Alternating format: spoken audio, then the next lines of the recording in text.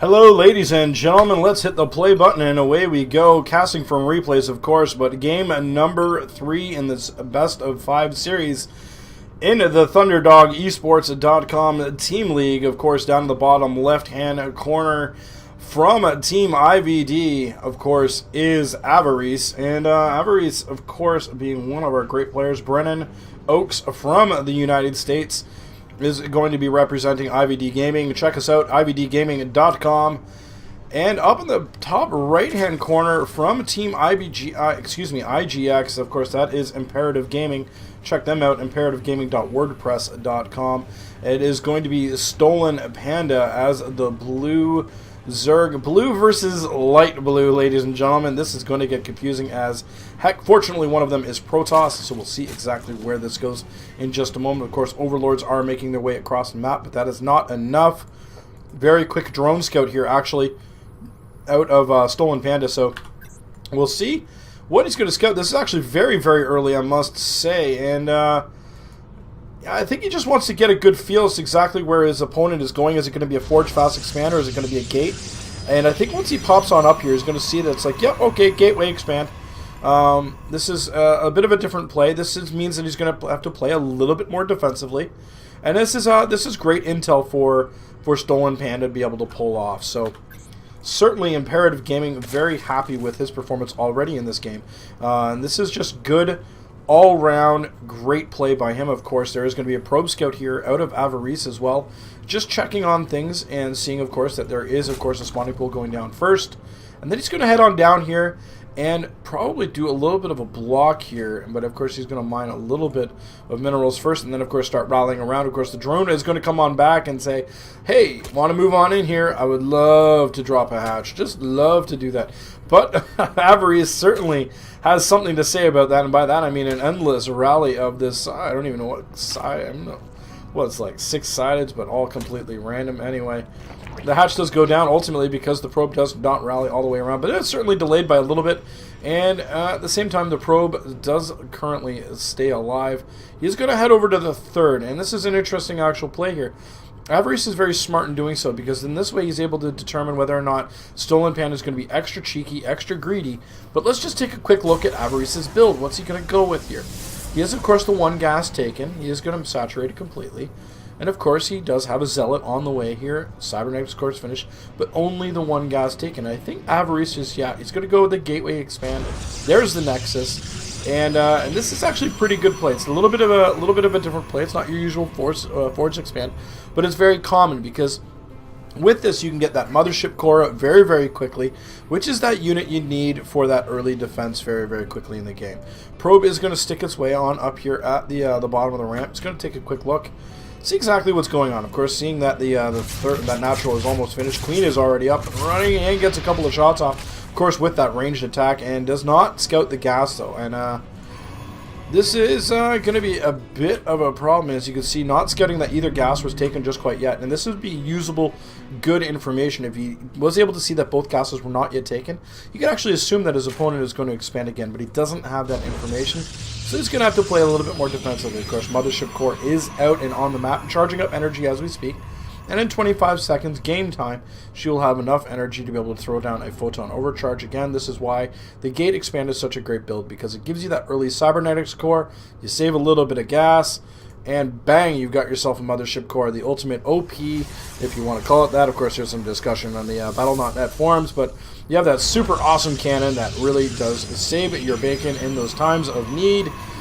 And, yeah, we got a gate going down here as well up at the front, another so a couple of gates, just continuing with that build up and that wall off.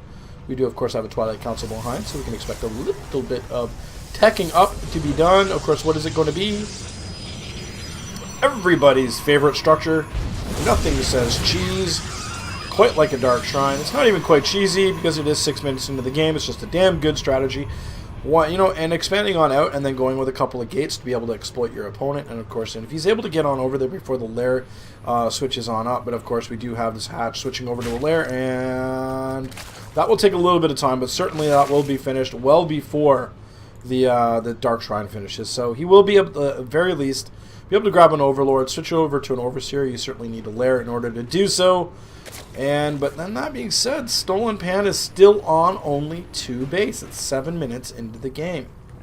Playing very defensively here. Evolution Chambers going down as well. Roach Warren as well. So it looks like it's going to be like a 2-base Roach play out of him. I gotta say, that's pretty aggressive, but he's got great saturation as it sits right now. And there is no reason in my mind that he should be able to pull off something hard-hitting like this. And off of 2 base, he should be able to go straight to unit production pretty aggressively. And he can expand behind that. That's something that certainly he can do. And the more aggressive he is, the more he can exploit some timings and be able to get over to his opponent's base and do some damage, the better off he'll be. Of course, Overlord is going to get some good scouting information here. As we see, he's able to see the front as well. Overlord's coming in into the back door as well, getting some good scouting. Did they see the Dark Shrine? Yes, they did. So that changes things quite a bit. I should suspect we should see an Overseer. There it is, of course. One of them over here heading on over to deal with the Dark Shrines. 2 of them actually heading on over for the hatchery. Of course, Lings are going to surround the DT, start hacking away, trying to kill it. Of course, having to cancel that hatch is going to be a bit of a pain. Of course, Lings are going to die fairly quickly here to that DT, but the DT is going to die also easily quickly. And a second, or rather a third hatch does ultimately go down, a second in the same spot. And Roach Warren, we do have the Glial Reconstitution. That is Roach speed for you guys who are not in the know. Basically what it does is it makes them really, really quick off of creep and even faster on creep. It's just kind of ridiculous how quickly they can move once they have that upgrade. It is very, very important to get that as quickly as humanly possible. We also see +1 missile attacks. This is something that can carry over to Hydralisk play down in the late game as well. And we do see a forward pylon here is going to go down, and that is also going to supply block Avarice by quite a bit. He's going to have to wait at least a little while longer for the pylons to go down. In fact, there is one right here. Once this finishes, he will be able to crank out some additional units. I stand corrected. One of them is already finished. He's just waiting on that one as well. Additional gates going down here. So we can expect a bit of a push fairly soon. He should be able to macro up fairly well off of 2 bases. And of course, he is well saturated in his natural as well. Of course, there are speedlings moving as well as roaches working the long way around. A probe is going to detect this and is going to die in the process, but ultimately is going to pass on that usable information of that there's Lings down here. Lings. There are Lings down at the bottom of the map. You need to go take a look at the Lings at the bottom of the map, and we do see, of course, Changelings now working their way up. It is going to die awfully quickly. Lings also at the bottom of the ramp here are also going to indicate that there's a large force of Stalkers waiting to move their way across the map and start to obliterate your Zerg opponent. DTs are also going to support this. I wouldn't be surprised if we see some Archons. And indeed, there they are. Oh, wow. I just love it when stuff goes together just like that. But anyway, what we do have is Lings, Roaches, and Hydras. This is actually a pretty impressive force, and it is being pulled together really for the most part off of 2 bases. So that, yes, the third one's finished. It's going to be used for macro, but economically it is not really up and running. As you can see, it's only about a quarter saturated as it sits. Lings are going to take a quick poke and reveal that, you know what, that's actually a force they might be able to take. Okay, so certainly Archon's getting a bit of a bonus against Bio, and Lings will melt them fairly quickly. But more importantly, what he's trying to do is get the Lings around behind to try and hold them in position so the Roaches can start working away as well. Double time warp action is also going to slow things down by quite a bit, and the Stalkers are going to get blink micro their way back. Of course, Archon's going to drop fairly quickly here as well, and Avarice in a lot of trouble as StolenPanda is just going to smash their way through.